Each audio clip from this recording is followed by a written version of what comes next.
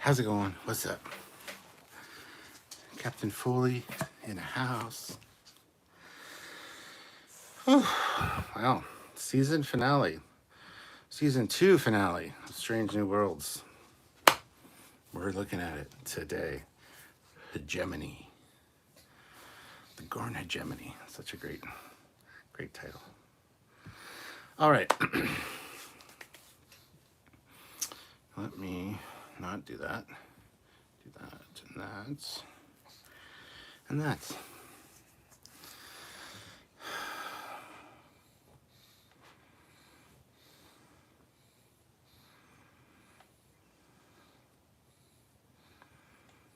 All right.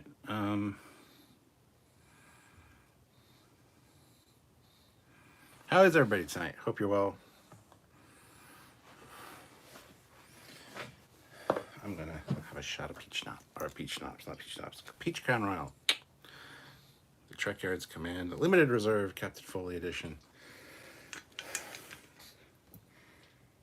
Because we got spoilers, by the way. Don't know if you knew. Montgomery Scott, Lieutenant Scott, which he would not have said, but that's all right. I know that's the British thing, that's the Canadian thing, lieutenant. But you trained in Starfleet, you would not call yourself a lieutenant. You would call yourself a lieutenant. Anyway, cheers, guys. And $20 super chats tonight will get me a shot, because why not? It's a finale. It's going to be great. Drawing a demarcation line through the middle of a planetary system, let alone a solar system, is brain dead dumb. You would mark the whole system as off limits. Right. All right. So hello, everybody that's here. Good to see you. Finally, a yellow alert. Been waiting so long.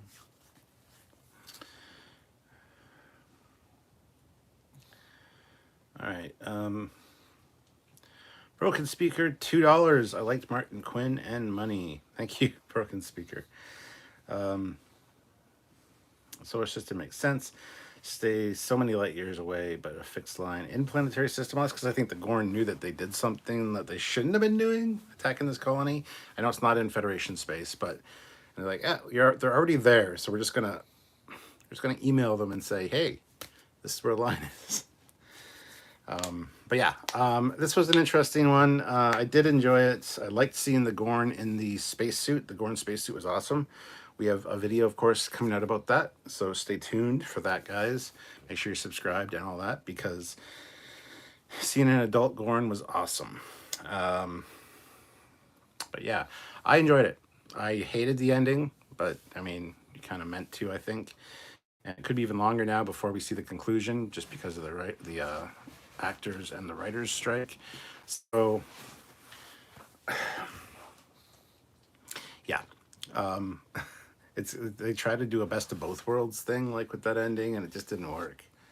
You know, if he had given an order like fire, like right, it would have been more impactful, I think. But I didn't like that it was just Pike didn't know what to do.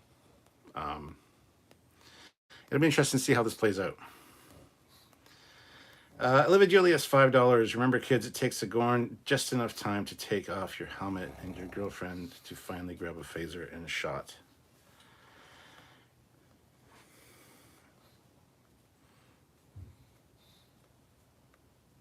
Well, yeah, I think you mean shoot, but that's okay. Peter Lukaku, $20. Drink up, Captain. Gorn can only hold their breath for 10 seconds. Oh, you counted? There you go. Thank you, Peter. That's awesome super chat. Cheers. All right, to a good start here, so.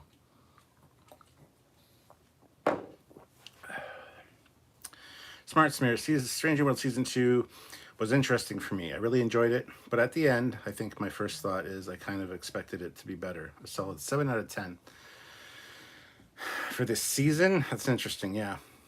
It could have been better. There was no bad, but there was no, like, standout stuff. I mean, the musical obviously stood out, and the Lower Decks crossover, I guess. But I know what you mean. I just don't know how to put it into words. So,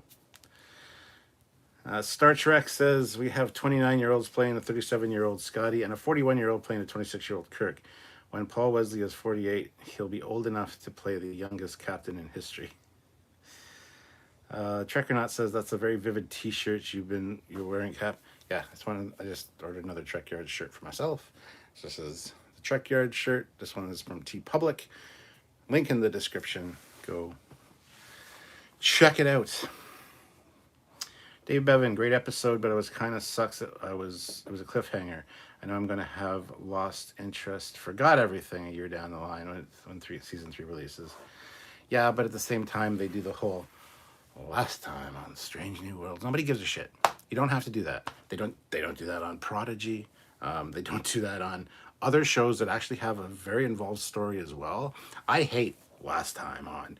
I don't give a shit. I'm not stupid. I'm well aware of what happened last time. And I get it. And a lot of people have been... I get it. I always just skip it anyway because it's just annoying as hell. But yeah, don't worry. They'll remind you of what happened.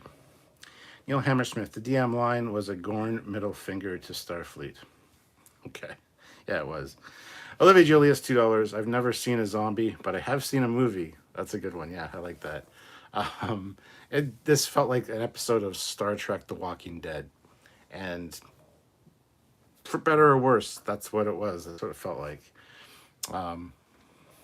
Broken Speaker, the main question is season 3 form story arc or just resolved in the next episode of Best of Both Worlds. It's exactly what's going to happen. It's going to get resolved in the next episode. There might be some kind of, holdover for the Gorn. There was supposed to be a threat in this season, I thought.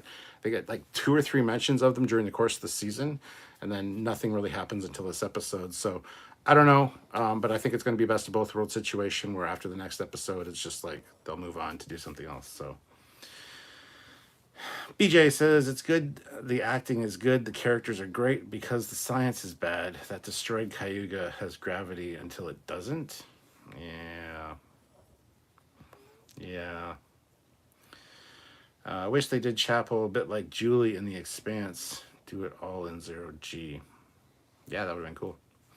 Eric Martin, I like Scotty, but he seemed a tad young. I loved his exchange with Pelia. Yes. You know each other? Scotty, one of my best students, who unfortunately received some of my worst marks. She saw potential in him, but he didn't live up to it. I love that. What the hell is this thing? That's great. Yeah. Joseph, it costs more, but much better in 0G. Yeah, absolutely. Joseph Barbato, I don't get why Pike would end up like a fumbling buffoon at the end. And there's like all of a sudden he didn't know what to do and how to captain. Well, he's got his crew over there. He's also got his girlfriend in stasis down in sick bay, which the eggs hatch in like a day and a half, and that happened to her yesterday. So he's worried about that and his crew. But yes, it doesn't fit his character. It was an odd choice. Fleetpaw Swiftback, member for 40 months at the rank of Commander. Thank you so much, Fleetpaw. This was a good episode. I didn't appreciate the cliffhanger, especially with the strikes and such, not knowing when we're getting new Strange New Worlds. I knew Patel was getting either killed or infected. Love the adult Gorn in the EVA suit. I agree with all of those things. Terrence Childs, if you saw one of these vile-looking creatures in your home, you've grabbed a gun and start shooting at it. We all know that. What, the Gorn or the pugs? They're kind of vile-looking creatures.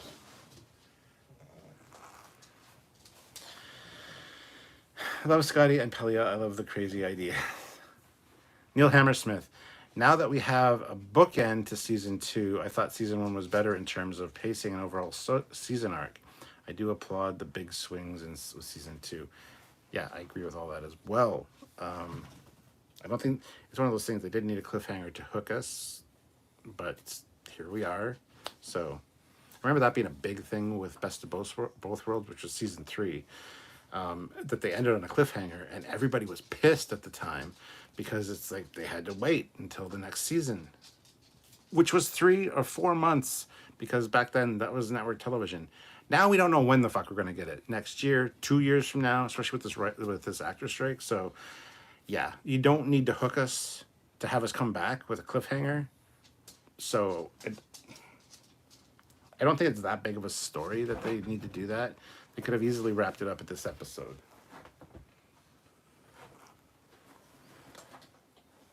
Precious found his seat.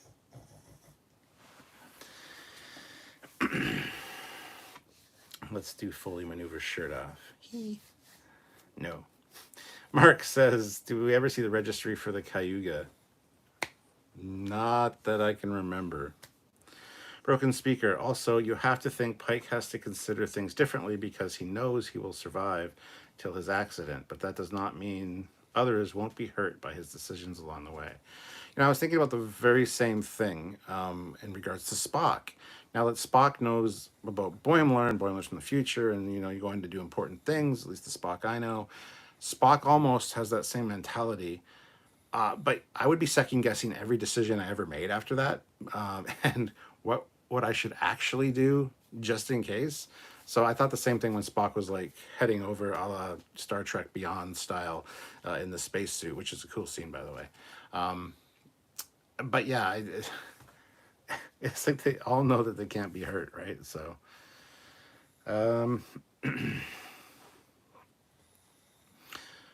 Fleet Paw is such an old salt. Yes. Paul Hitchcock, a cliffhanger is fine, but I really disliked Pike choking at the end.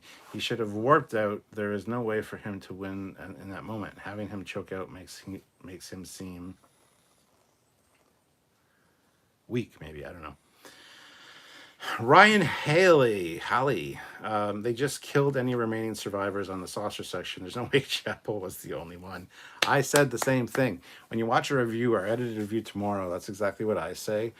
Because, yeah, she was just one of the lucky ones that woke up.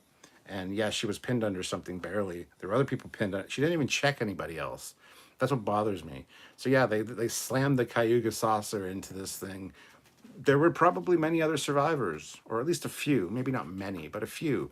Speaking of, guys, there's 101 of you here. That's a lot. And 41 likes.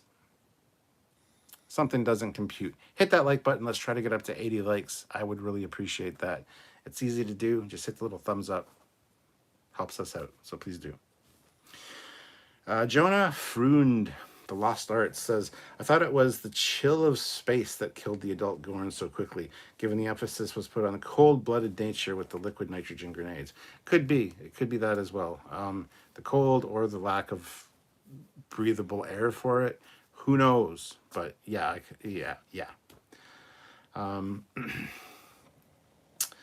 Let's see. Mark says, this episode was pretty good. It wasn't as good as I had hoped it would be, but it was enjoyable.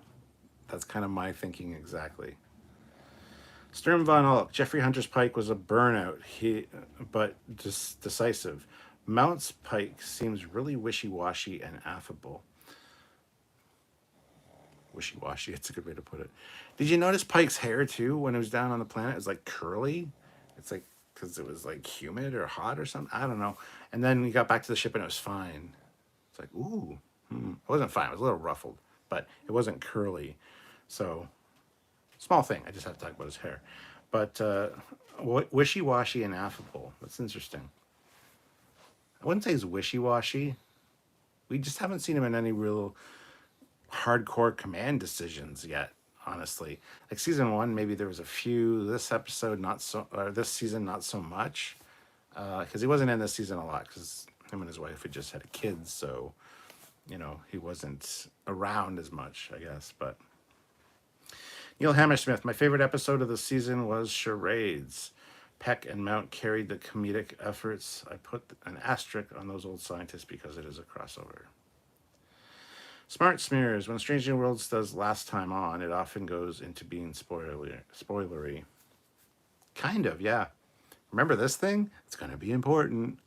Or just get into the episode. Like, I don't need an Last Time On. They really annoy the shit out of me. But I understand that not everybody's going to be remembering. Not everybody watches it 3 times like I do, because I got to like do my first watch, then I got to get the screen caps, or I got to get the screen caps during my first watch, then I got to get the screen caps with the subtitles so we have all the dialogue.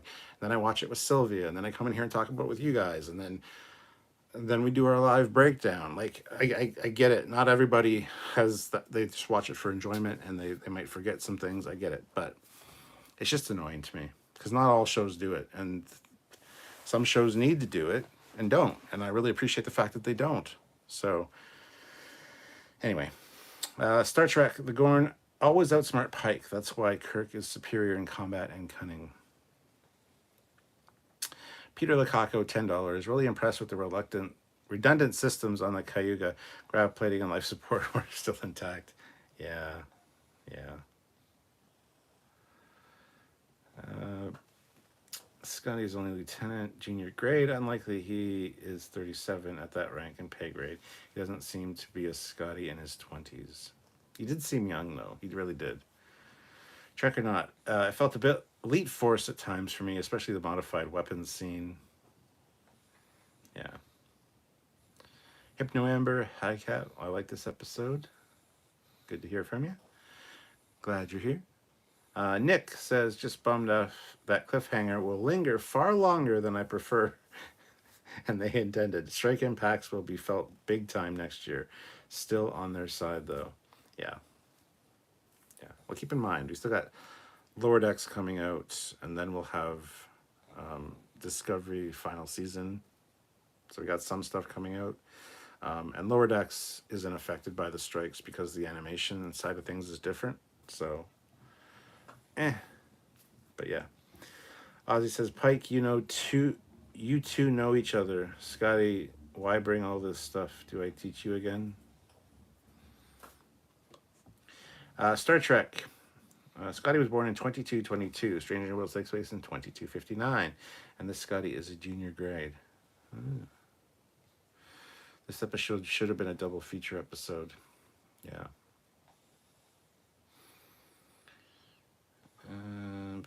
Neil Hammersmith. My lowest ranked episode for the season would have to be Among the Lotus Eaters. The episode behaved like a typical filler episode. It plays it safe for the most part.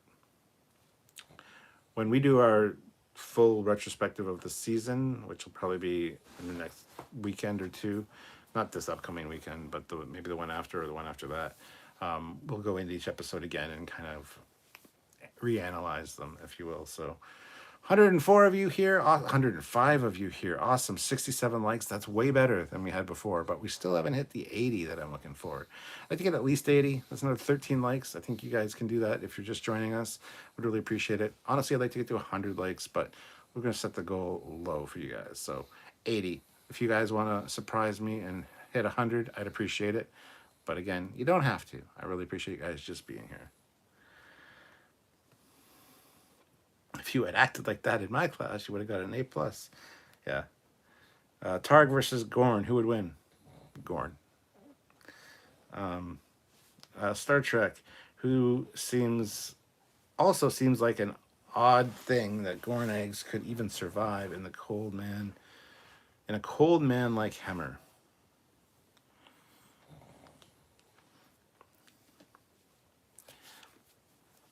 Sure. Jaspin Flame. Adult Gorns remind me of Halo Elite. Yep, Sam says the same thing in our Gorn video that we have coming out. We're actually going to have 2 Gorn videos. One was the first reaction to the Adult Gorn, and then there's also a breakdown video, like more in depth with like behind the scenes stuff that we'll be looking at tomorrow, or we'll be filming it tomorrow. It'll be out in a few days. So, and he said the same thing. Dan Bevan. Love the Scotty acting. Really reminded me of Relics with his rambling and stuff. Felt like the actor did his research. Kind of a cross between Simon Pegg's Scotty and Doohan's. Yeah. Scotty was good. Nick Weeg. Now that we've seen an adult Gorn, I like the redesign. Yes. I mean, I still want to see it out of the suit. We did see it behind. Saw the face behind the helmet, which the face is still very much like the juveniles, which not a big deal, and it looks like they are bipedal. I'm sure they still maneuver and walk on all fours, but Yes, I want to see a Gorn without the suit. That would be great. Chuck A, Back to the Future vibe from the Old Town Square. Yeah. 1 month until Lower Decks. Lower Decks, okie dokie. Yes, that's right, Ozzy. September 7th. Trek or not, I suspect different subspecies of Gorn. Yes, we talked about that. Yeah. Mr. Captain 93, if only Spock had a hollow piece of bamboo, rope, yellow dust, and charcoal, he'd have killed the Gorn, no problem. I know, right? I know. But here we are. Neil Hammersmith, I like the visual effects and debris field of the USS Cayuga. Question, is it a Connie or Somber class? Memory Alpha said either or. I would assume a Connie. The Somber class is just fucking stupid. It shouldn't even exist as a thing. Oh, use Constitution class parts. Oh. Well, then it's a fucking... Whatever. It's not...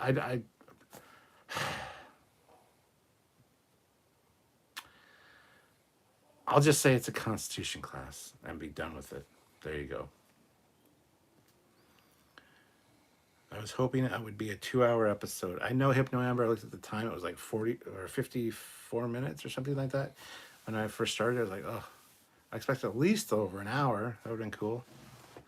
Peter Locaco, $2. Cliffhanger equals another season. Not always. There's so many shows that end on cliffhangers, thinking that, and then they don't get another season. They knew they were getting another season pretty early on, but that does not... You shouldn't do cliffhangers just for that reason. If you get canceled, then your fans are fucked.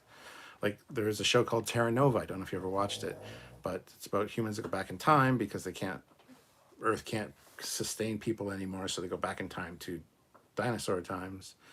I forget which era, Jurassic or whatever. And so it's Terra Nova, New Earth, essentially. It ended on a huge cliffhanger and didn't get another season. It was a good show, too. Dan Bevan, they are doing themselves a disservice with The Hook. Strange New World has been consistently at the top of streaming charts with its entirely episodic, self-contained episode setup. They already have us hooked. Exactly. But TNG had 2 or 3 part episodes too, and so did DS9, so did Voyager. They all have 2-part episodes. So I have no issue with that, honestly. I just wish it wouldn't have been a season finale. Trek or not, when you know you could change the timeline just by knowing. Dave Thompson says, am I too late? For what? No. You can hear me drivel on about nothing for a while now. Star Trek Cliffhanger equals another season. Someone tell Netflix, yeah. Eric Martin, gotta love Chapel banging on the window. Spock. Well, I made a point of that, saying that too, but that's just human nature. I mean, even if he just catches out of his peripheral vision just a flash of her hand, of course the sound's not going to travel past the window, but that's just human nature. Like, if I saw somebody in that situation, I'd probably be like, ah! I'd just make a lot more movements, I guess. But yeah, that was just human nature. I make a point of saying that too in our review. I have no issue with it though, because honestly, yeah, she's happy to see Spock, happy to be alive, only has an hour left of life support, so absolutely doing whatever it takes to get his attention. But yeah, Trek or not, it's okay. The saucer survivors were mostly red shirt. That's true. That's part of their contract. Dustin D, what is the actual difference between Strange New World, Somber class, and Constitution class? Nobody fucking knows. They didn't say. Apparently the Somber class is smaller than a Constitution class. At least that's the way it looks in the episode where they're towing it at the end. But there's no, I don't think there is any difference. It's made with Constitution class parts. Well, then it won't be smaller now, will it? If you use the nacelles, then the nacelles will be the same. So I don't fucking know. Nobody knows. It was stupid. They should have had a different class of ship for the Somber class. Should have looked completely different or slightly different than a Constitution class. Some kind of like a Constitution class subship, whatever. Subspecies, I wanted to say, but that's not right. Subclass. But yeah, it's no, I don't know. I have no goddamn clue. The paint job's different. Yeah, the paint job was different. It did have stripes on it. It had a blue ring around it on the saucer, I think. Very similar to the Cerritos. So maybe it's, I don't know. The paint. There you go. That's the answer. Joseph Barbado. It's weird because although we know Chapel couldn't die, we see her in TOS. They made me think she did at the beginning. I thought they were really going to solidify its own universe. Yeah, I didn't think that at all. I'm like, oh, we know she survives, so this is like unsuspenseful as hell. But, oh well. Terrence Childs, I always hit the thumbs up. It's never a problem for me. Thank you, Terrence. We had 80 likes, though. We had 82 now, so 83. Ooh, 17 to get to 100 likes, and we have 117 people here right now. So if only 17 people hit that like button, we'll get up to 100. But we could potentially get to 117. I'm just saying, hit the like button. Mr. Captain 93, the away team leather coats are the beginning. We're awesome. Are the beginning. Okay. Neil Hammersmith, after rewatching Subspace Rhapsody, I think this was the biggest swing of the season. I love that they mentioned the musical in this one. I fucking love it. For all the people that hate the musical, I'm not gonna watch it. I'm throwing a tantrum. For all those people, it's like, if you like this episode, at least they mentioned the musical. I thought that was hilarious. So, hooray for socks! Pike in the 24th century. Pike is a 24th century captain in the 23rd century universe. Eric Martin, I laughed about all the lights on the away uniforms so they could be seen a mile away. Ozzy says Pike here was kind of a mess up doing lading of the shuttlecraft landing. Yeah, his hair was curly at one point. It's like, Eric Martin, I like the comment about at least we aren't singing every 10 minutes. Yeah, exactly. Steve Russell, we know from the last episode of the first season that Pike isn't brilliant in a war situation. Yeah, he's not really a wartime captain. He's not like Lorca. I think Lorca was great. And I know Lorca was a Mirror Universe version, but he was good as a Starfleet captain in being a war captain. Like, there are different kind of captaining styles, and Lorca was what you wanted. And you got to keep in mind, yes, he was Mirror Universe Lorca, but at the same time, he was enough like Prime Lorca that nobody noticed. So, yeah, I don't think Pike's a wartime captain at all. He's very optimistic about things, and yeah, so. Hypno, where the transporter fixes Pike's hair, he has a presence for the peak. It's a preset. Every time I beam in, my hair has to look good. And adjust that on the transporter controls, will you? Yeah, that's it. I love that. Great idea, Hypno Amber. I love it. 97 likes. We're only 3 likes away from 100. Just saying. 2 people now have to hit it. Peter Lukaku, $20. That's a shot. Loved Anson Mount in the movie Nonstop with Liam Neeson. His hair was longer. Yeah, Mount's a good actor. In Hell on Wheels, his hair is longer too, as Cullen Bohannon. And yeah, I like Anson Mount. He's a good guy. So cheers. Thank you so much, Peter Lukaku. Much appreciated.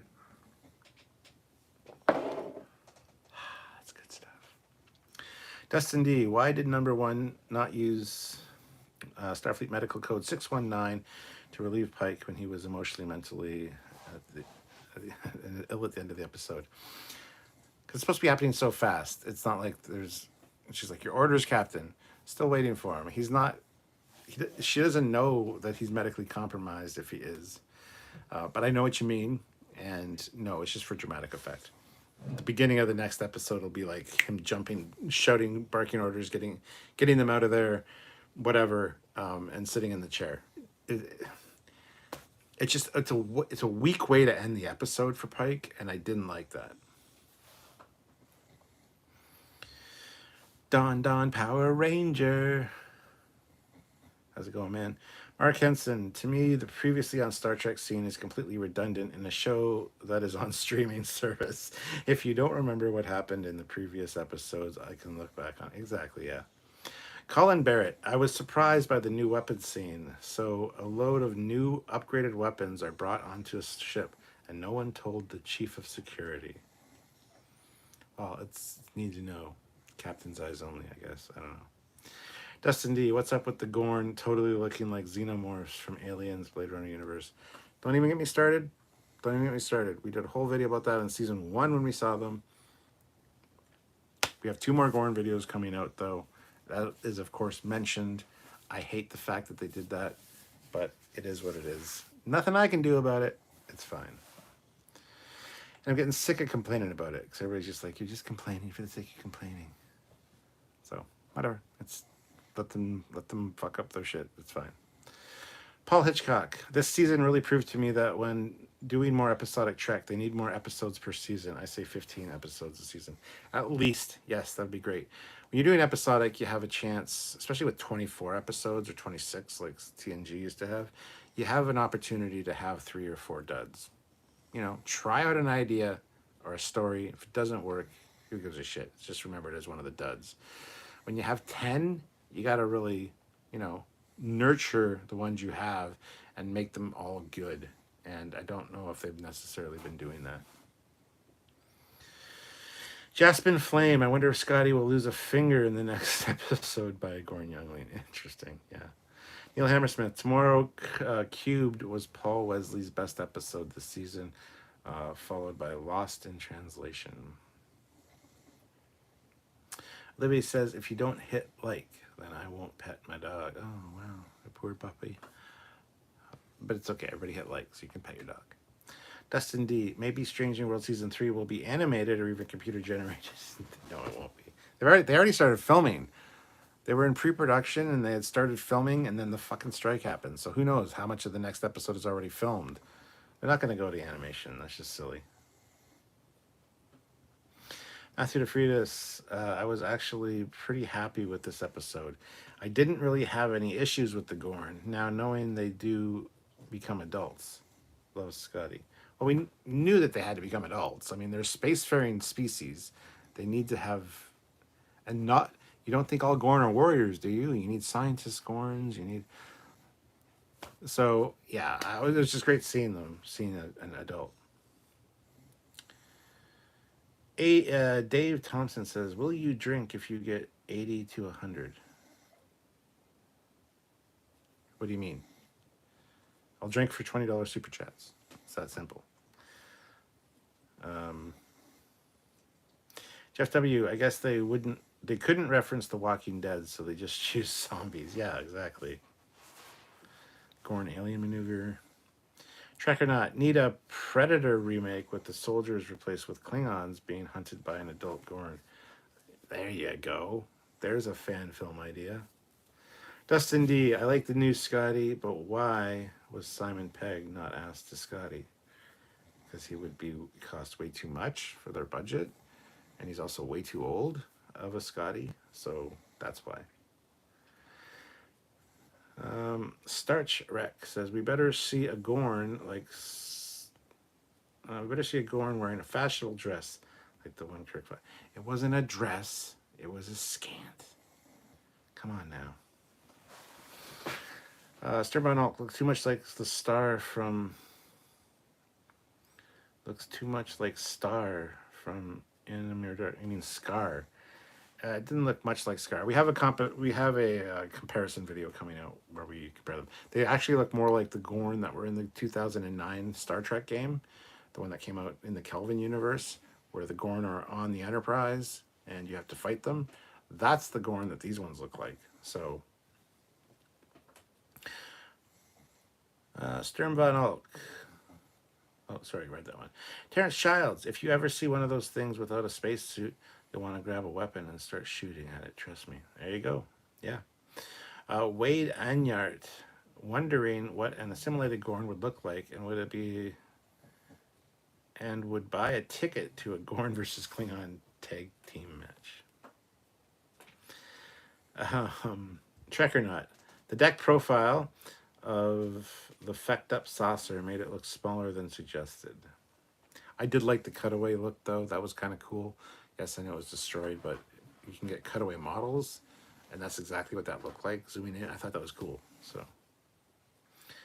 Dustin D, I could see Fox suing Paramount and CBS for the almost direct copy of Alien Xenomorphs.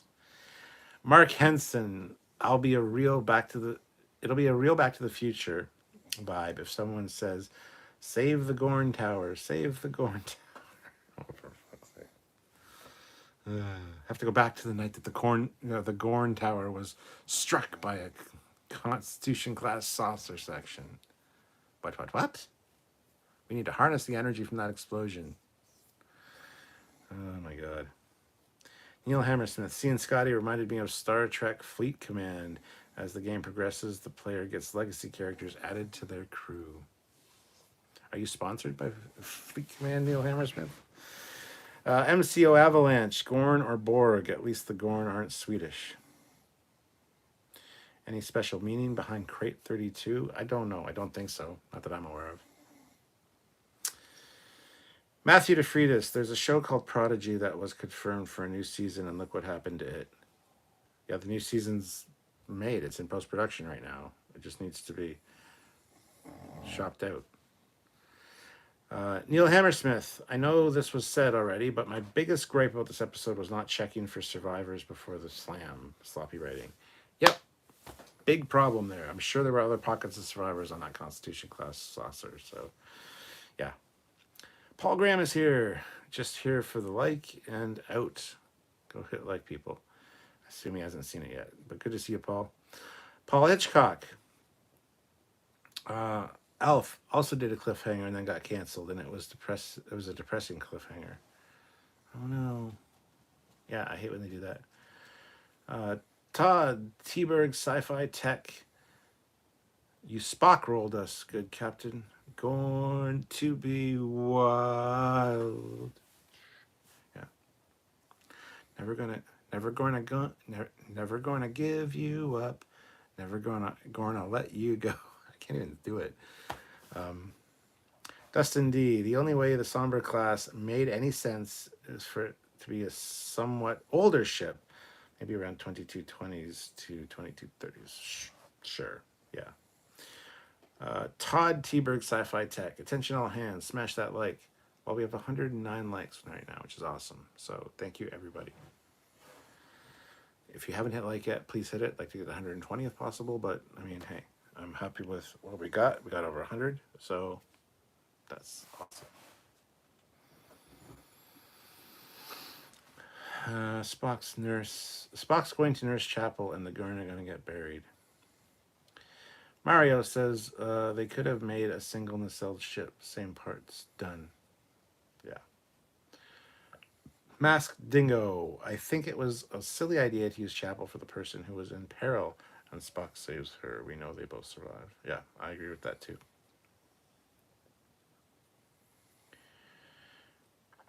Chapel versus Michael Burnham for a plot armor showdown of the Millennium. Dustin D says maybe the Somber class was a test build class to test the general shape of the Constitution before Duotronic computers were ready. No. Mad Spectre 47. I want the bridge crew in season 3 sometimes to burst into song to troll Pike because it seems he's permanently traumatized by it. Dan Bevan says would have at the moment the jamming signal goes down, like 50 plus life signs momentarily show up on the saucer section and fade instantly. Oh, it would make Pike's freeze more convincing in the end. Yeah. Sorry, honey, I just killed your crew. Yeah, there were some survivors on your ship, but I can't talk to you in stasis. Fuck. Constitution class must have batches or flights, with the Enterprise being one of the original 12. But obviously now we know that a lot more were built, named after Cayuga Lake, New Jersey. Yes, yeah. There was 12 original Constitution class ships, of which the Farragut was one. I hate that they fucking made the Farragut not a Constitution class in this show. That's just stupid. Anyway, 12 Constitution class ships. They eventually did build a lot more, but not a lot more, a couple more, maybe another dozen. I don't know. Not a lot, but, and the Enterprise was the only one of the original ones that made it back from their missions. So Chapel survives because of the power of plot armor. No one could make Spock soup and TOS if she didn't survive. Yes. Project Achieva. I laughed at the town. It was a 23-acre fake town near Pickering, used exclusively for filming TV shows and movies. It was featured in Newsweek recently. Pickering. Yes. Yes, indeed. I'll have to head out and see if I can maybe film from that location. That'd be kind of cool. Joseph Roberto, Cap, did you get the suede version of the Kirk jacket yet? Yes, I got that 3 days ago. 3 days ago. I filmed a video about it already. It'll be up next Wednesday on the Captain Foley personal channel. I compare the suede one to the cotton one. So yes. They should just let me tell that. I agree. Peter the Cock with $20. Oh my god. Drink up, Cap. Is this the direct timeline of the show Enterprise? It should make sense. The NX looks exactly the same.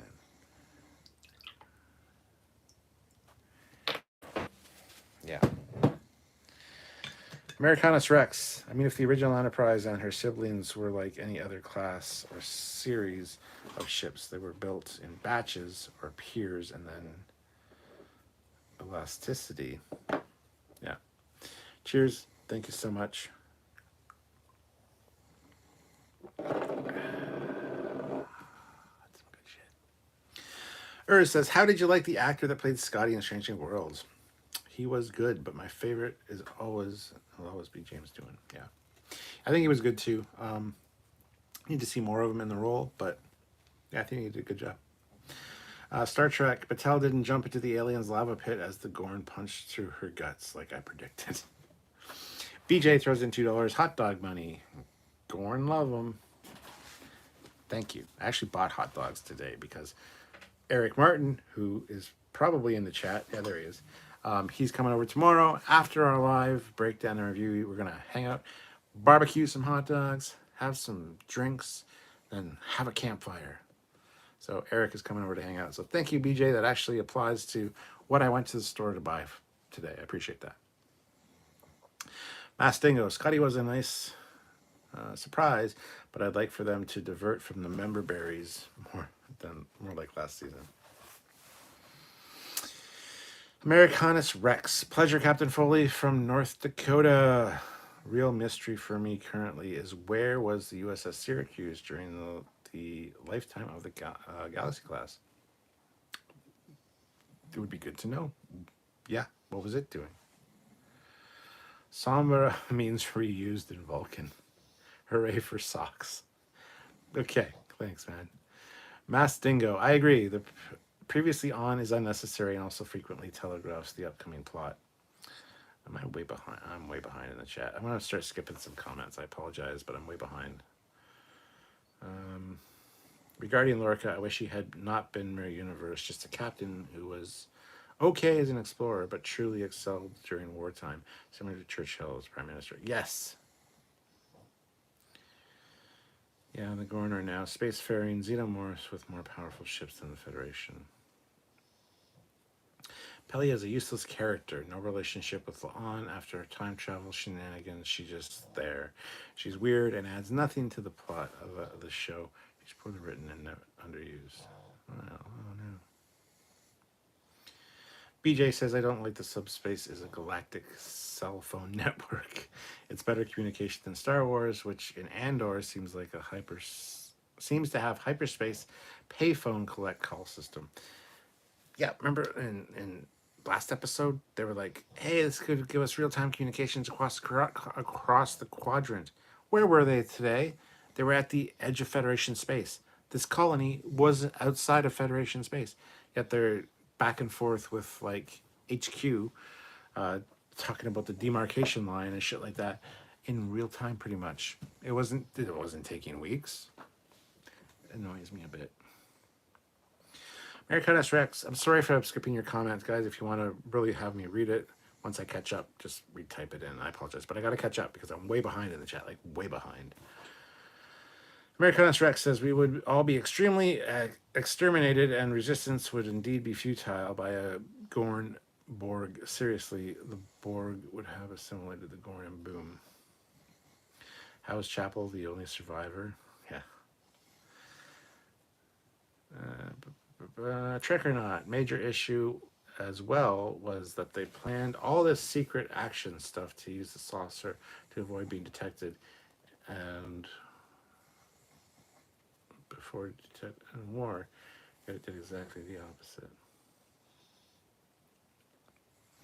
The Gorn identity. Yep. The Gorn ultimatum. BJ Tehran, I love the scene in TNG All Good Things when all alternative Rikers yelled out in despair, the Gorn are everywhere. Wasn't Chapel also in a similar situation on the saucer of the counterfeit Connie that was going to be used to start a war with the Klingons? I believe so, yeah. Let's see. Paul B. There was bad cut where Spock was already speaking in the next scene when you look at him not speaking on the bridge. Oh no. Fleetpaw is back. Oh my god, you missed a whole lot, Fleetpaw. Americanus Rex, I mean, they never did tell us how many Connies were made and how many retains. Certainly there was more than one floating around by the voyage home for the Enterprise to splash. They absolutely did tell us how many Constitution classes there were in TOS. Kirk makes a point of saying that it's one of 12 in the fleet. They eventually do make more, though.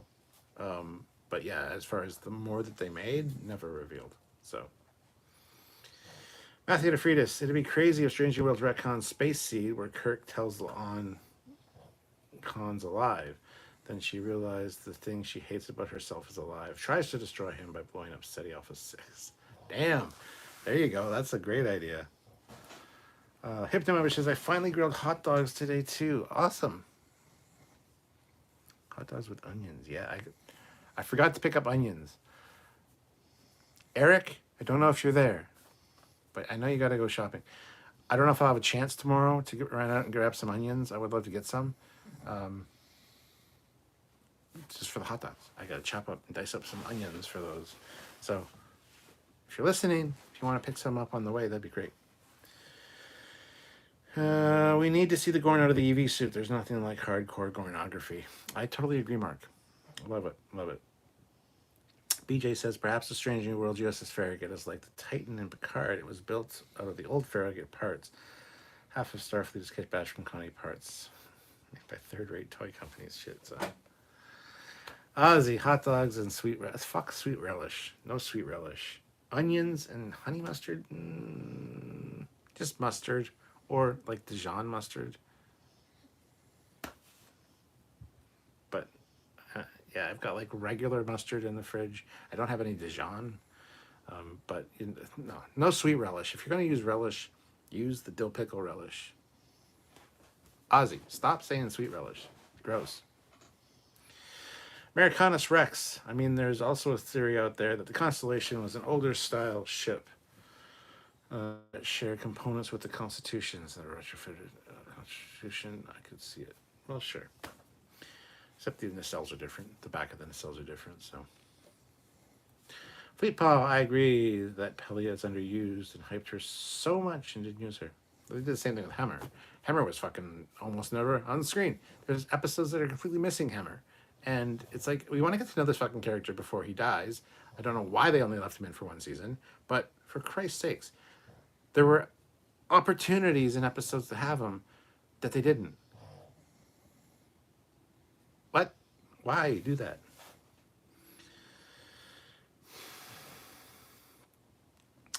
Will Sticken says, ignoring the real-time comms issue takes away from Pike. He isn't out there on his own, making hard decisions and doing all the things we expect from a Constitution-class captain. You're right. Dave Bevan, I think next episode is going to be Pike snaps to do some great captaining. Enterprise withdraws and hides, but the Gorn managed to track the eggs at Patel, so she blows herself out of an airlock or similar. I totally agree with all of that. Yeah, I think right away the next episode is going to start with him being like, boom, boom, boom, boom, just barking orders to everybody on the bridge, getting in the captain's chair. They're going to bugger off. Yeah, absolutely. It's just, I wish they hadn't have left him that way. Like, I wish it would have, like in Best of Both Worlds, the last line that Riker says, fire. Dun, dun, dun, dun, dun, dun. It's like, oof. Give him a command. Retreat or attack or something to have us hooked. So yeah. Ullum Drow. There's always seems to be a Farragut of any class. Starfleet loves that name. We could be on the Farragut P by now. Peter Lukaku, you've always said that the Enterprise is alternate timelines, so maybe the writers would thought it would make sense to continue from Enterprise. Yeah. Yeah. Trek or not, Connie's made in batches of 12, perhaps. Each batch has improvements and changes. Yeah, I would buy that 100%. Richard Johnson, these Gorn would have given me nightmares as a child. No doubt most humans would experience a certain type of containment failure in their presence. BJ says the Connies get destroyed so much that they only ever get to 12 before the 2 get destroyed. New Jersey was lucky. Americanus Rex, stylistically they left Matt Jeffries' designs behind. If you do omit the original series aesthetics, then they seem to have flowed congruently from Enterprise to the rest of them, but still Strange New Worlds to be prime. Yeah, no, fuck that. TOS Connie is where it's at. So it started it all. It should be the one that's most revered and honored. They should be fucking changing it. So, serious question: white or red onion, man? Doesn't matter. Actually, green onion is really good, chopped up in for a hot dog topping. I love green onions. Even just green onions, you just cut the roots off. You cut the tip of the greens off, and you just like dip them in salt and eat them. Fucking great. I love green onions. So green onions. I don't want a sweet onion, but a red onion would be good. So, yeah. Fleet Paw. I've been listening, Stuart. I haven't missed anything. Just been modding. Just haven't been modding. Oh, haven't been doing your job. Fine. It's fine. I'll make a note of that.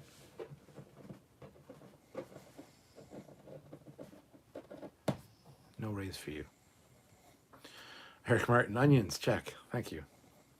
Colin Barrett, Con, it's me you want. Spare my crew. It's me that broke your great-great-granddaughter's heart. Hypno Amber, we can't start talking food. Captain has to catch up with comments. That's true. Don't do that shit. We're almost at the hour mark, though, so it's fine. Ketchup. What about ketchup? Americanas, you don't put ketchup on a hot dog. I mean, you can. I mean, a classic just ketchup. Here we go. We're already talking about food. Ketchup, mustard, and onions is great. Ketchup and mustard is great. But I prefer on my hot dog, like Frank's Red Hot sauce, mustard, mayo. Yeah, mayo's fucking good on hot dogs. Chopped up onions, maybe some green olives, and some banana pepper, like hot banana peppers. Gourmet goddamn hot dogs, I'm telling you. Americanus Rex, I mean, the Constitution were a workhorse and around for a long time. I could see Starfleet making a lot of their, or kind of like the old Cleveland class cruisers in the United States Navy. Raven DeGray, Captain knows how to eat hot dogs. Good mustard is key. Oh, absolutely. I got a snoring pug behind me.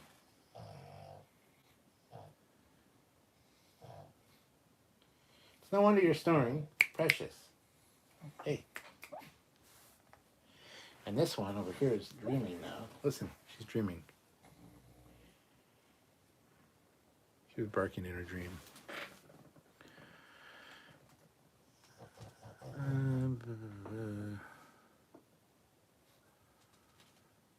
Also, I agree. Dill relish wins. Yes. Eric Martin, they should have a scene where Pike screams, Gorn! Fleet Paw says, hot dogs with ketchup. I'm not going to argue condiments and lose my wrench again. Okay. I disagree with you, so I already want to make you want to lose your wrench. Americanus Rex, I mean, the Constitution, regardless of an original, modified, or retrofitted condition, may have possibly been a service B, N, but we never see them again after the undiscovered country. There's a reason for that. Look up the Kittimer Accords. We actually did a video on the Kittimer Accords where it explains why there's no Constitution class refits in TNG. There's like one or two floating around. Literally, there was one at the bottom of Wolf 359. There's a reason, because they're heavy cruisers. I could get into it. And because Starfleet is pushing its peaceful exploration vibe, in the contract, in the Kittimer Accords, it stated, you guys don't need heavy cruisers. Stop making them.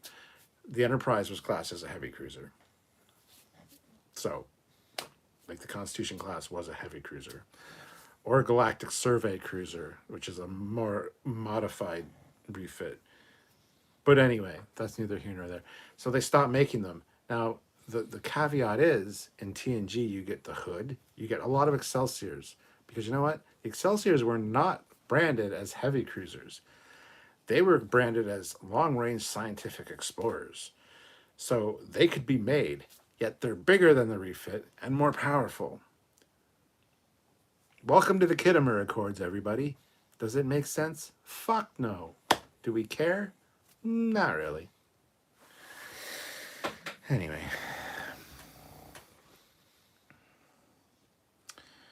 I'd wager it's possible, but they seem to have been on their way out since the Excelsior and Constellation classes of starships took root, paving the way for a larger ambassador galaxy. The Constellation was also classed as a long-range explorer, not a heavy cruiser. Because the Constitution class was classed as a heavy cruiser, it got the boot and no more were constructed. Because during the Klingon peace talks for the Kittimer Accord, the Klingons were like, do you need heavy cruisers? You're not a warlike race. You're scientific.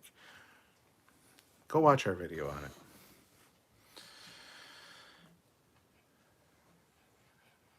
I think they maybe had Pike hesitating that long so the audience could appreciate his position. Maybe. Fleet Paw says, last line should have been something like, get us out of here, battle stations, filter torpedoes, full spread, or even evasive maneuvers. Yeah, all those would work, for sure. When will we see the Captain Foley maneuver? If you're referring to me taking my shirt off, no time soon. But there might actually be an actual Captain Foley maneuver as far as the Starship goes. You'll have to wait and see. Hypno Amber, I'm super worried that they are going to kill off Ortegas or La'an or both. Damn. Where is it? Where the hell did that go? Damn, they were the only crew taken by the Gorn that weren't on TOS. Yeah. I don't think they'll kill. They'll if they kill one of them, sure, I can maybe see that. But they're not going to kill both, I don't think. Ships named Farragut get destroyed a lot because the captain always yells out, damn the torpedoes, and then swiftly gets destroyed, freeing the name for a new ship named Farragut to honor dead heroes. Fleet Paw said, hey, I warned you I was going to be late. I listened to your... Okay. Trekyards says, mayo? Snap. Yes, mayonnaise. Mayo on hot dog is fucking great. Mayo on hamburger is great. Dipping French fries in mayo is fucking exquisite. So, yes. And you can add anything to the mayo as well. You can add Frank's hot sauce to the mayo. Mix that shit up. That's really good. It's even good as a chip dip. So, I'm just saying.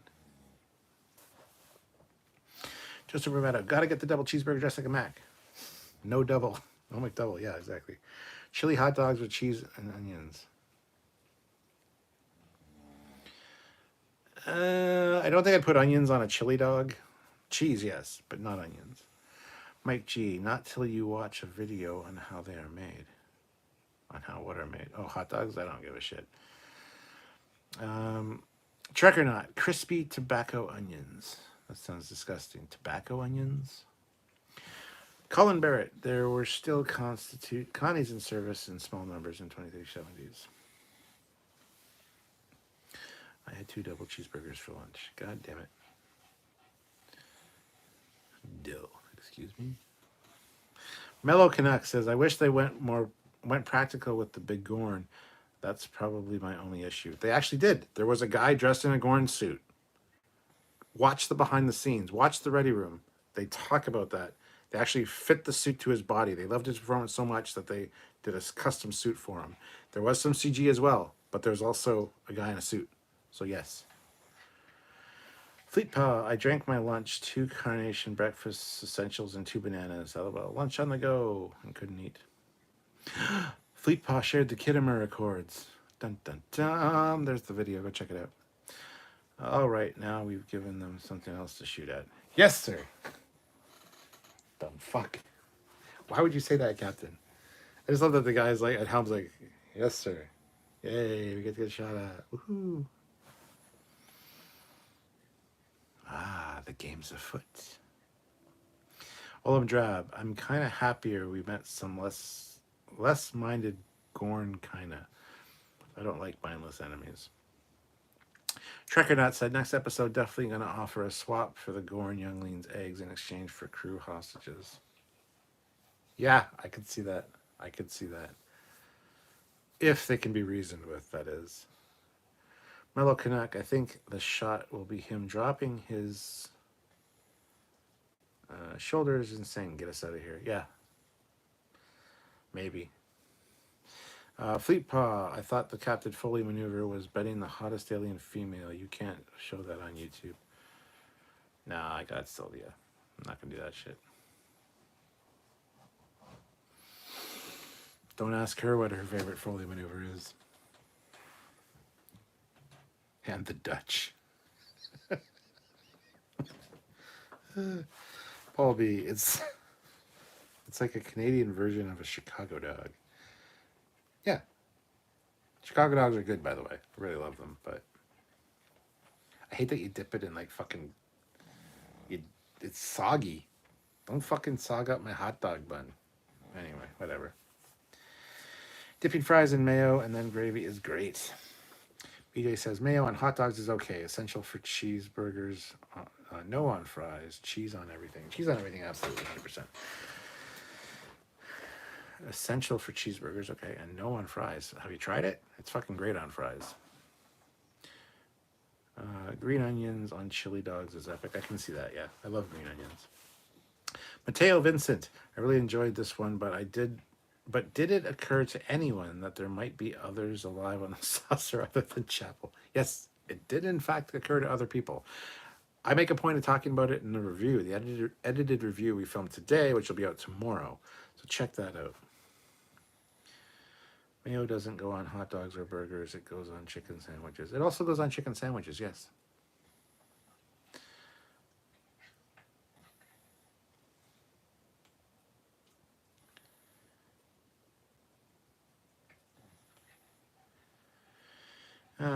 Shren the Orc. What if they adopt the Gorn and it becomes a Starfleet officer in the future? Fleet Paw, Americanus, yeah. Mr. T, I was happy to see the Gorn were presented as less than mindless beasts. This was a good episode and a well done cliffhanger. Kind of underwhelming, though, the whole thing. It didn't feel like an epic part one of a two-parter to me. It felt like a regular episode of Strange New Worlds. It didn't feel like Best of Both Worlds. Best of Both Worlds had such dramatic music, and it just felt more cinematic. This didn't. It felt very kind of by the book, check, check, check, by the numbers kind of deal. It didn't feel epic at all, and that ending didn't punch. It was like just piped by being like, and there was no like epic, like Best of Both Worlds, fire, dun dun dun dun dun dun, like that fucking epicness. This didn't have that. Didn't have that gravitas to it. It was just, eh.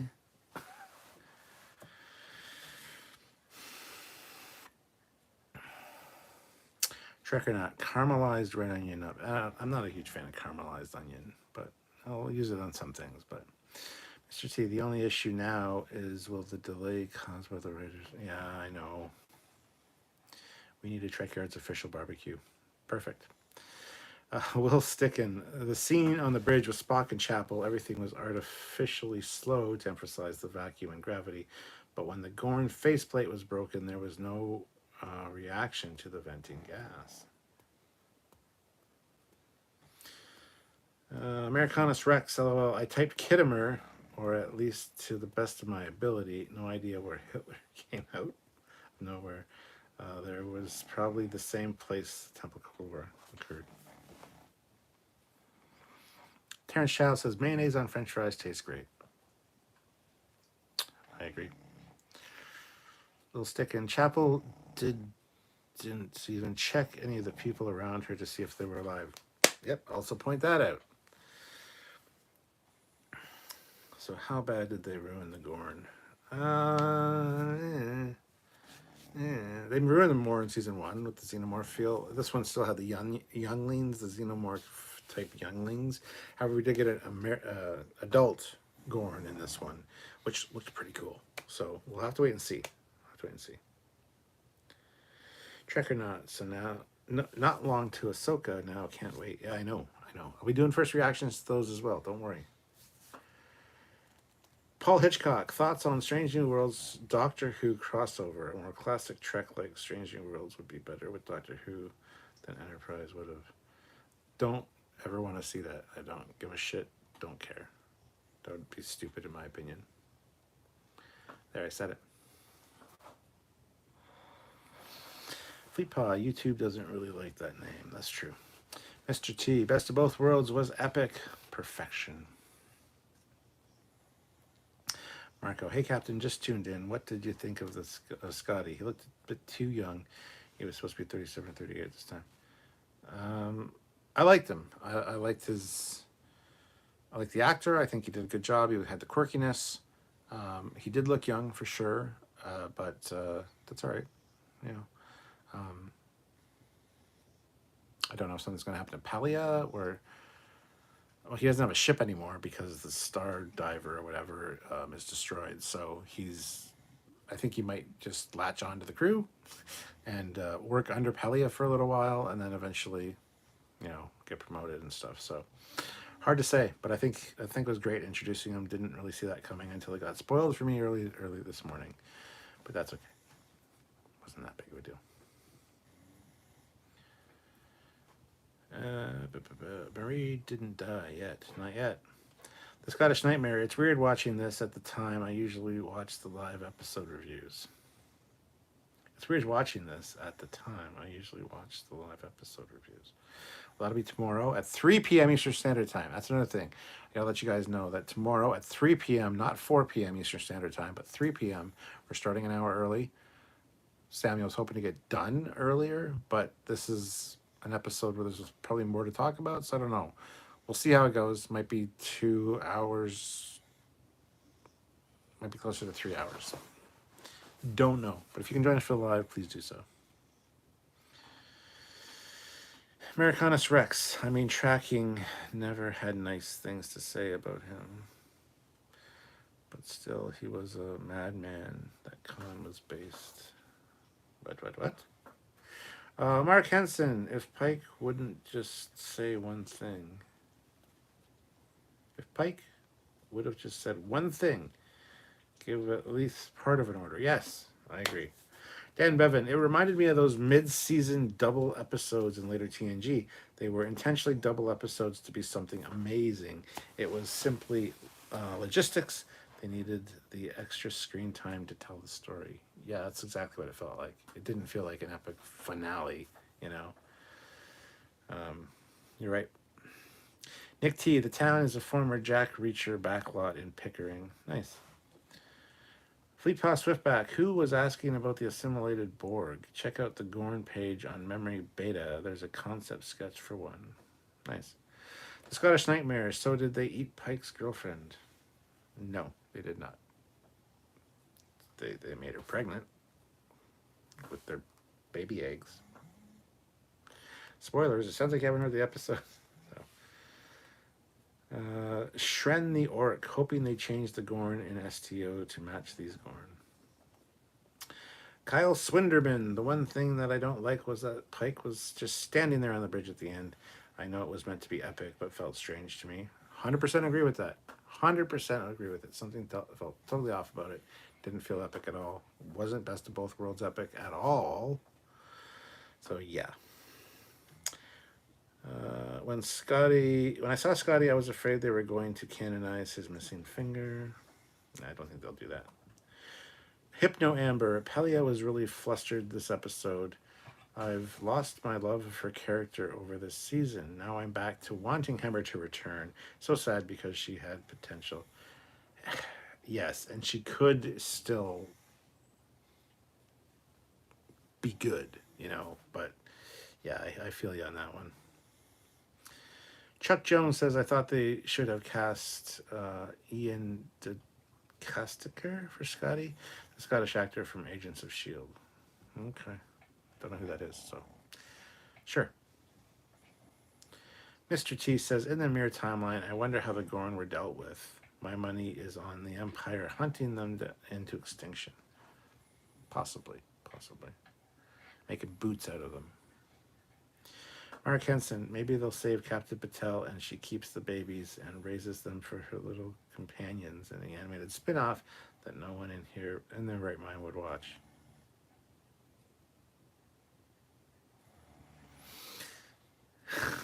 Trek or not. Kind of funny the Gorn are attracted to sun flares like flies to a zap light. Yeah, it's going to come in important later, I'm sure. BJ Turan, Chapel will film Patel for Gorn Hub. Oh my god, guys. What's wrong with you all? Gorn Hub. I like it. I'm just sad I didn't think of it myself. Trek or not, in the time travel episode, wasn't Pike faced with a similar no-win situation with the Ramis? Maybe that's why he froze. I mean, possibly. Kyle Swinderman, odds on Ortegas are on dying while captured by the Gorn. Also, maybe this capture is why Sam Kirk leaves the ship.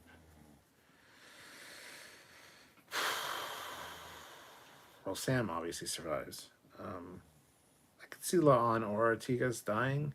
I don't want that, but I could see it. Empress Giorgio ate them. Americanus Rex, Picard's skull room, LOL, the fate of the Gorn Empire in Terra. Yeah.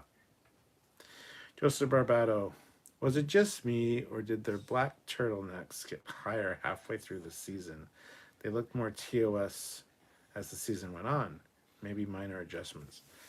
I kind of thought the same thing, honestly. I don't know if they're tweaking things. I'm glad. I hope that they're tweaking things to look closer to TOS as the season goes, or as the series goes on.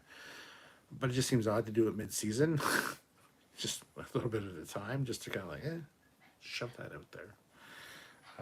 So yeah, I kind of thought the same thing. They looked different as the season went on. So. Fleetpaw said, you know what the end of this episode reminded me of? The scene at the end of Azadi Prime where Enterprise is getting pummeled by Zindi and T'Pol is just sitting in Archer's chair, not giving orders. There you go. Todd T-Berg, Sci-Fi Tech, Frosted Gorn Flakes. They're great. And I'm feeling kind of gorny tonight, guys. Americanus Rex, Azadi Prime, where first saw the Enterprise J. Yes, absolutely. Mellow Canuck, I think the last face of Pike was him realizing he isn't done with big decisions. This is a no-win situation. He just said that they don't leave people behind. Yeah, you got your orders, you got the debarkation line, you're being attacked by the Gorn. There's a lot going on here. You're ordered to get the fuck out of there, not start a full-scale war with the Gorn. Yeah, that's tough. Mark Henson, Klingon Gorn Flakes, taste them again for the first time with meat. Ahova Harry, what's behind those solar flares? Romulans, perhaps? Interesting. It's funny because in Starfleet battles, the reason we don't see the Romulans from TOS to TNG is because they were actually fighting the Gorn on their other border. They bordered Gorn territory. The Gorn Hemegony. Anyway, the Gorn hegemony on the other side. So the Gorn and the Romulans are actually big rivals, big enemies.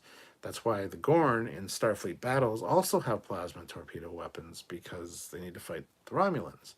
So that's the whole reason in Starfleet battles history and lore as to why we don't see the Romulans from TOS to TNG era, because they're on a different border, protecting their border from the Gorn. Anyway, Americanus Rex, 2-mile-long sci-fi pizza cutter. I love that universe class ship. Todd, T-Berg sci-fi fan, or sci-fi tech. At Captain Foley, do you think Pelly was a setup for the discovery of Scott? Or Pelia? No, I don't think so. Not at all. Paul Hitchcock, La'an needs to live to delete SETI Alpha 5 from the Starfleet database. Dan Bevan, now it's been mentioned, I can see Ortega's being killed off. That little scene at the start about her finally getting her away mission and the focus on her in the shuttle sequence, and she is a red shirt. Oh my God, that's a lot of evidence, and goddamn, I hate every minute of it because you're right. Oh no, don't kill Ortegas. I like Ortegas. Oh no! I'm gonna have a shot for that. Even though nobody's super chatted for it, I'm just gonna have a shot.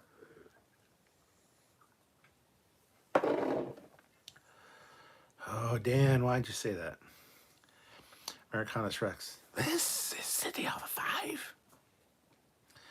Kyle Swinderman. I also kind of hated that the crew member reminded Pike they had some of the crew. Obviously, they're because they didn't trust us to remember. Little things like that always drive me nuts. The audience is stupid, okay? Last time on Strange New Worlds. Stop it.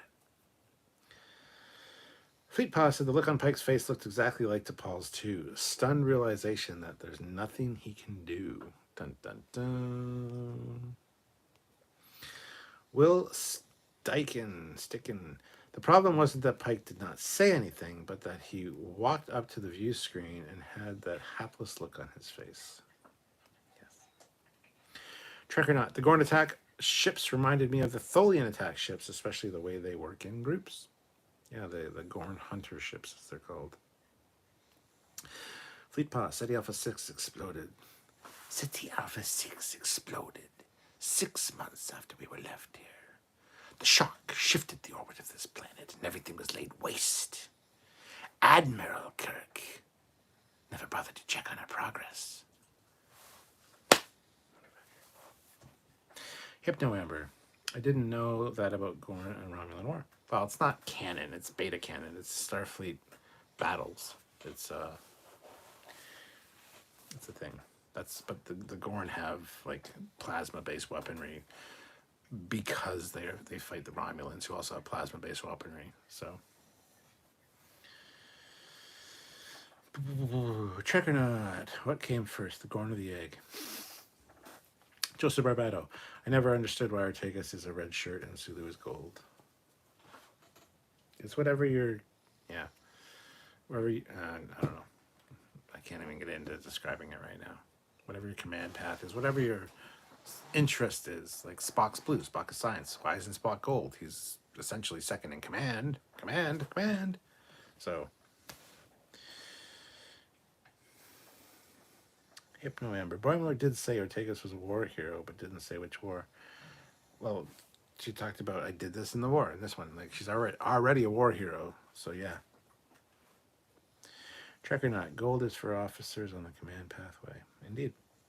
Irrespective of role, I think. Yes.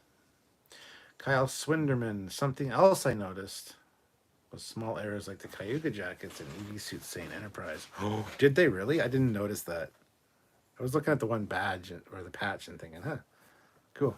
I didn't think to look. That's interesting. I'll have to look at that tomorrow during our live breakdown and review.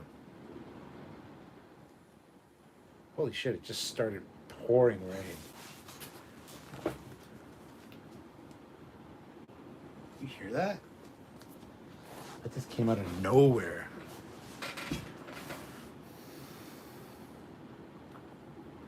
Fleet Pa, Ortegas is at the helm and the pilot seat is her room. Is her realm. Maybe she is on a ship surrounded by flesh-eating raptors going to rip her face off. Kyle Swinderman, I promise not trying to nitpick. No, don't worry about that. Don't worry about that at all. Mark Henson, fuck, that's loud. It's really pouring out there. And it just stops. That's creepy. I'm still not sold on this version of Scotty. I prefer that I prefer they not introduce so many main characters. They can bring in minor ones. I wouldn't mind seeing Richard Daystrom or somebody else that's barely appeared in the show. I agree. Daystrom would be awesome. There are other people you could bring in for sure. Americanus Rex. And where might we find Admiral James? And where might we find Admiral James T. Kirk? Paul Hitchcock says, after Pike's actions here, Starfleet Academy removed the policy that allowed cadets to use prior learning and experience to substitute for taking the Kobayashi Maru test. Paul B. The Gorn Hunter ships reminded me of those bad guy alien fighters from Fifth Element. A little bit, yeah.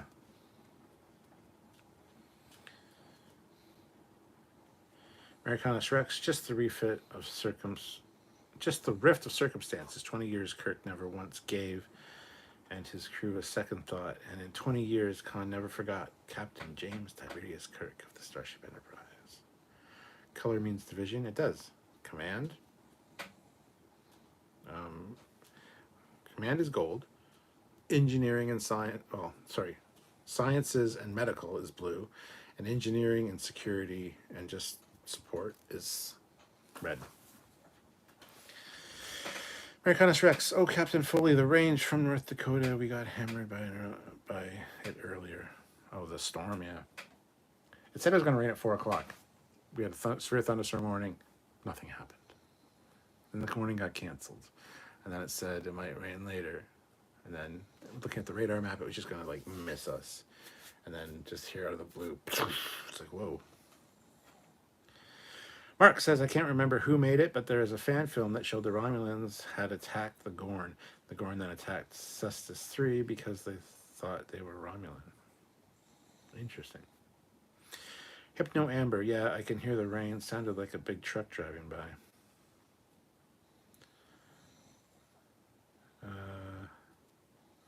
We're supposed to sing that. Sing what?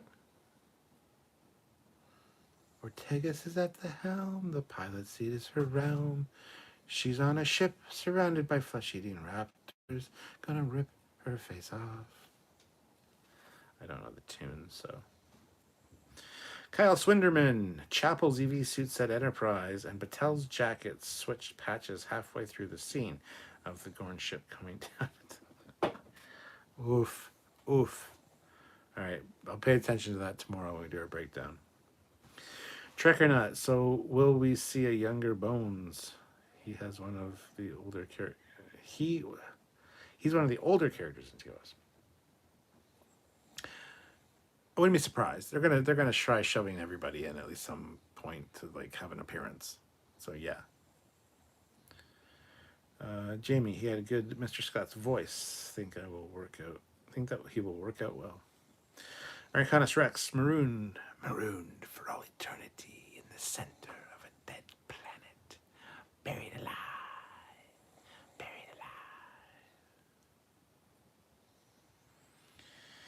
Joseph Barbato, we need to see Dr. Piper first before Bones.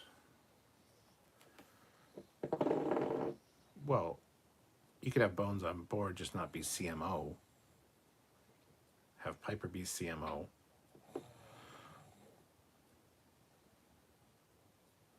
Plus, McCoy could be on another ship and just joins them for an away mission or something.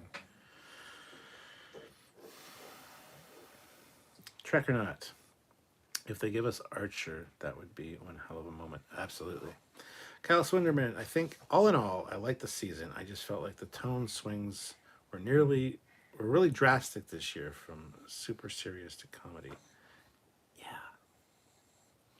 Fleet Pass, security sees all threats. There'll be a personnel overhaul. The Gorn run unchecked. Tactical systems dysfunction.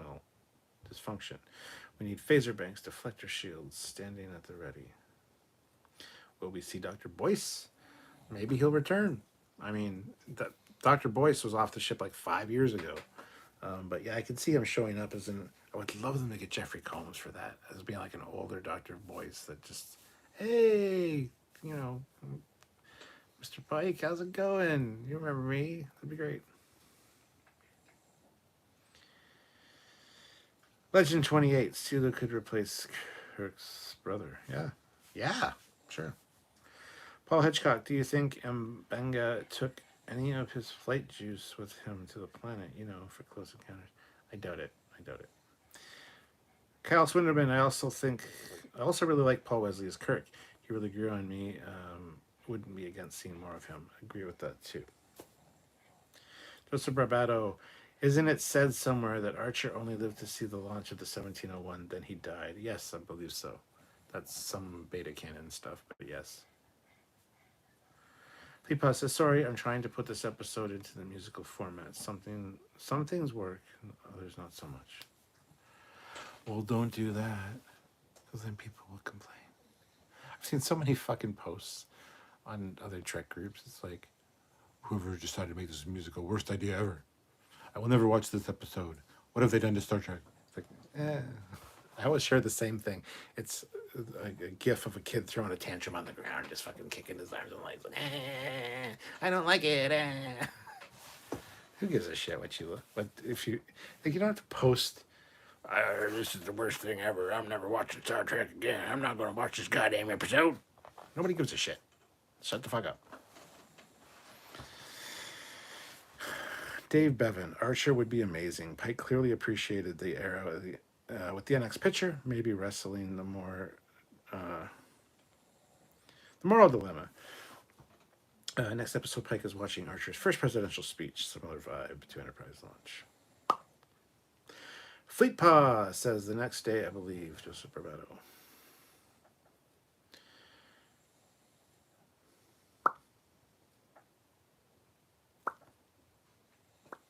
Don Power Ranger.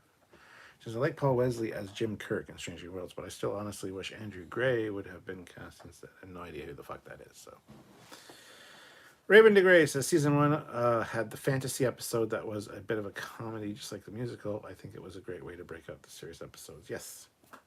Mark says, I think I might have been on Archer's file from Emir Darkly the day he died after the 1701 launched. There you go. Lizard said, I would love it so much if Wesley Crusher made an appearance in Strange New Worlds, and maybe his very own spin-off as well.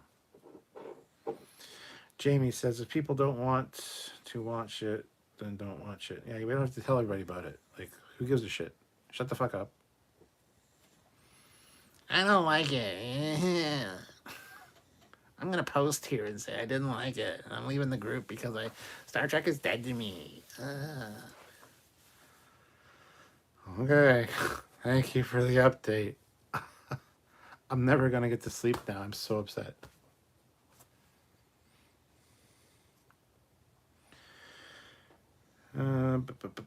Hopefully the Scotty can keep better track of Archer's prized pet beagle. Trek or not. A good episode would be them finding Cochrane. Fleetpaw throws in $2. Mark's safe from the Trek musical ruining his life. Yeah, exactly. Exactly. Well, fucking heart that super chat. That's funny. The same Andrew Gay who played Troy in... How the fuck would I know that, Donnie?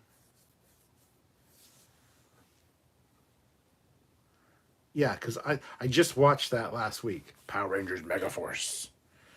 And Power Rangers Super Megaforce. Dun, dun, dun, dun, dun, dun. How many redundant words can we have in a goddamn title? Super Mega Awesome Superb Fantastically Incredible Wonder Force. Anyway. Kyle Swinderman. I think seeing Troy would be great in the next season. Troy. Paul. Stop. Maybe Archer could be on a random planet and Zephyr Cochrane in TOS. Joseph Barbato says, I just hear Captain do his, killing. Mark says, I don't get the people that refuse to watch it. I didn't think I'd like it, but I watched it and really enjoyed it. Yeah. I couldn't get through it. I turned it off after 5 minutes. 5 minutes. Then I tried watching it again. 7 minutes. I couldn't fucking take it. I had to shut it. My brain. There's not enough weed on the planet to make me want to watch this. These are literal exact quotes that I've heard from people about the fucking episode. I just want to fucking just shut the fuck up. Nobody cares. I don't like musicals. Don't care. Oh my god. I don't get the people that refuse to watch it. Yeah, I don't either. I don't know what's worse to hear. People who complain about the new Trek, or how they complain about politics. Yeah, oh god. Excalibur says Pike and crew were trying to be sneaky on the Gorn occupied world, and they all had bright LED lights on, walking around the darkness. Lizard says, "What if they find Archer is in an adrift time ship, and like the one they found in the Enterprise episode? They've already introduced temporal agents." Yeah, all that stuff's possible for sure. Paul Hitchcock, apologies if it's already been answered, but is that a drawing of the Admiral on your shirt? No, not specifically. I do have some drawings of the Admiral, but they're not safe for shirts or work. No, I mean, it looks enough like her with the red. Sure, yes. It was originally not meant to be, no, but. Dan Bevan, love people hating on musical episodes. Clearly, they have no idea about the franchise they claim to cherish. Have they heard of Vic Fontaine Voyage episode where the Doctor became a singer? Could go on. Excalibur, Pike and crew were trying to be sneaky. Okay, read that one. You sent it twice for some reason. Stealth, -100. Fleetpaw, I loved it. I'm still listening to the soundtrack in my car on the way to work. It was fucking great.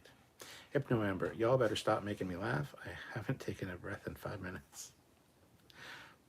Serious faces. Please breathe, Amber. Moving on. Mellow Canuck, fans who think every episode is for every fan are children. Yeah. Dan Bevan, Vic Fontaine and Cisco duet is still one of my highlights of DS9. Carl, second ed D&D, best episode for me this year are Spock as a human, time travel, and war trauma. Jamie says, I remember the guy who stopped watching musical after 7 minutes. Just one of them. And it was like 15 minutes. Couldn't do it. Like, I actually, you know what I should do? This is a fucking great idea, actually. I should go through and find all these stupid fucking quotes and make a video on the Captain Foley personal channel. Just little clips of me imitating the guy that says the stupid thing. Different background, different fucking outfit. I couldn't do it. I don't like the musicals. I don't understand the words. And it's a musical. When has Trek ever had music? Oh, I crack myself up. But I have to, because I don't crack up anybody else. That's fine. I would love them to revisit the Temporal Cold War. If any show can do it, Strange New Worlds makes sense. Absolutely. Mark Henson, I think people can't get past the first 5 minutes of the show. We're probably the most boring people on Earth. They're the most boring people on Earth, and I wouldn't be interested in their opinion on anything. Exactly. Sorry I sent the message twice. No problem. I was just wondering why. It was a mistake. It's fine. We're all serious here, people. Fleetpaw, I remember the asshat that said there wasn't even enough weed on Earth to help him get through this episode. It was an honor to watch him get blown out of the airlock. I'd watch that, Joseph. I might do it. I don't know. We'll see. Excalibur says, the Lower Decks crossover had me wondering, not everyone during the TOS era would be famous enough to be remembered, even by a fanboy. Most TOS fans remember Kirk's crew, not Pike. Yeah. Paul Hitchcock, future guy, could show up and be revealed as Archer, and he gets as Archer without breaking canon and answers the question from Enterprise. Yeah. Cap, that would be an amazing video, dude. Oh, take a lot of... I might. We'll see. Now that would be a voiceover for a Lower Decks episode with the captain making that voice. Oh, I can't wait to see you pretend to be nerdrotic or critical drinker. Dan Bevan, can you imagine what the 90s era's haters would be like if they had access to the internet? I know, right? That we have now. Well, fandom hasn't changed, just easier to voice opinions much louder. Yeah, absolutely.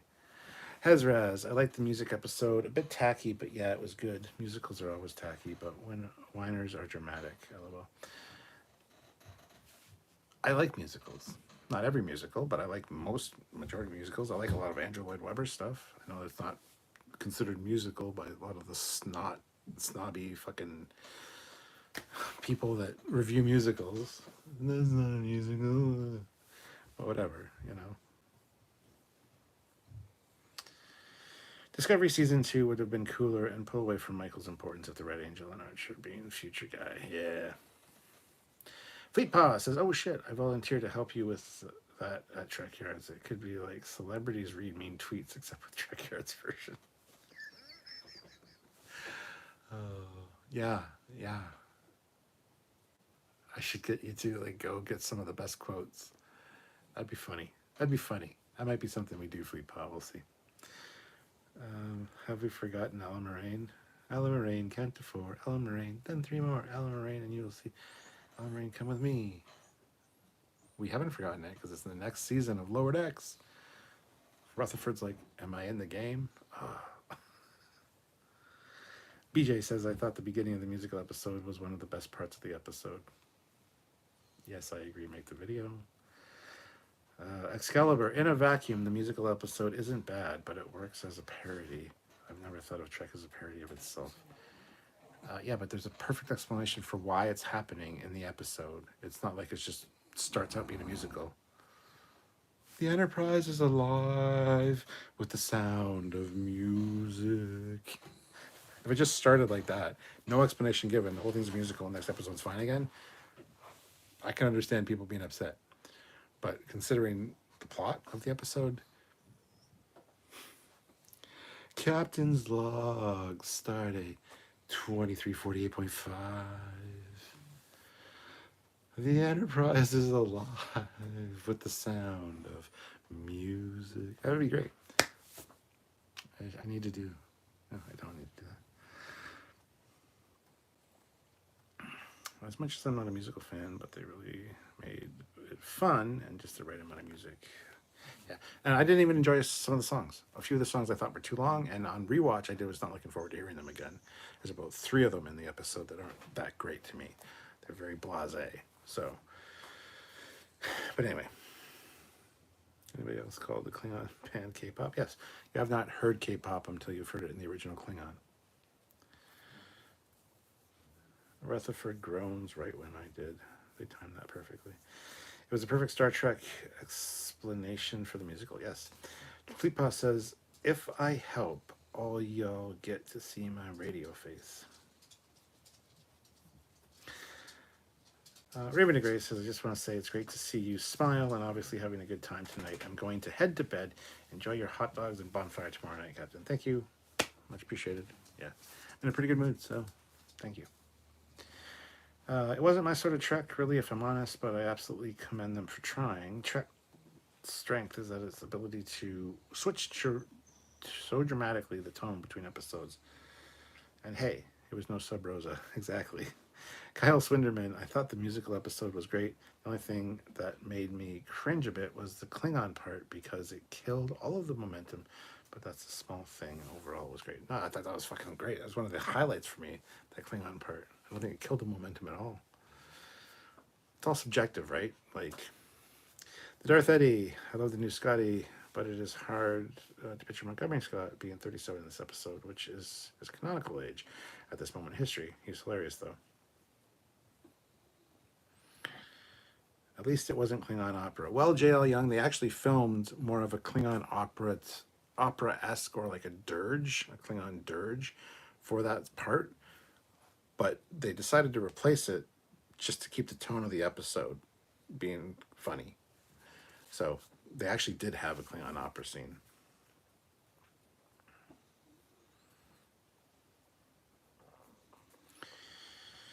It'd be interesting to see Romulans and Vulcans in a rap battle or song battle. Yeah, I want to hear Akuna Matata, just sang by four armored women.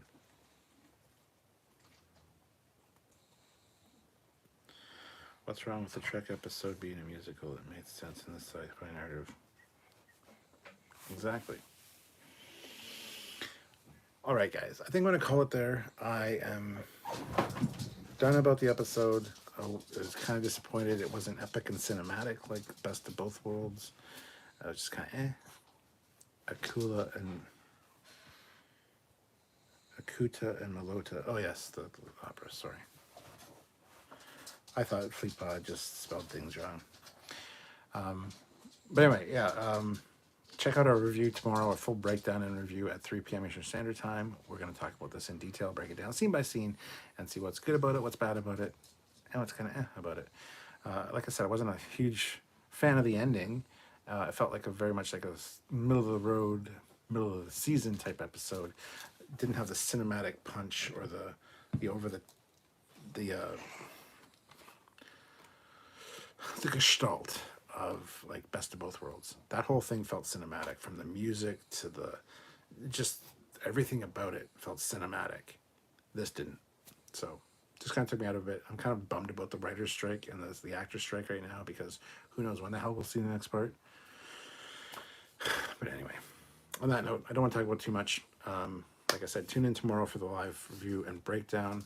I would really appreciate that. I'm sure Samuel would as well. Hopefully you guys will enjoy it. And check out all the videos we're going to be coming out with in the next few days. We have some Gorn videos. We got stuff. We've always got stuff going on. So check it out. Make sure you're subscribed. Hit the like button. Do all the things you need to do. I really appreciate all of you guys, and I hope you have a great night. So until tomorrow, I'm Captain Foley signing off. See you guys later. Bye, everybody.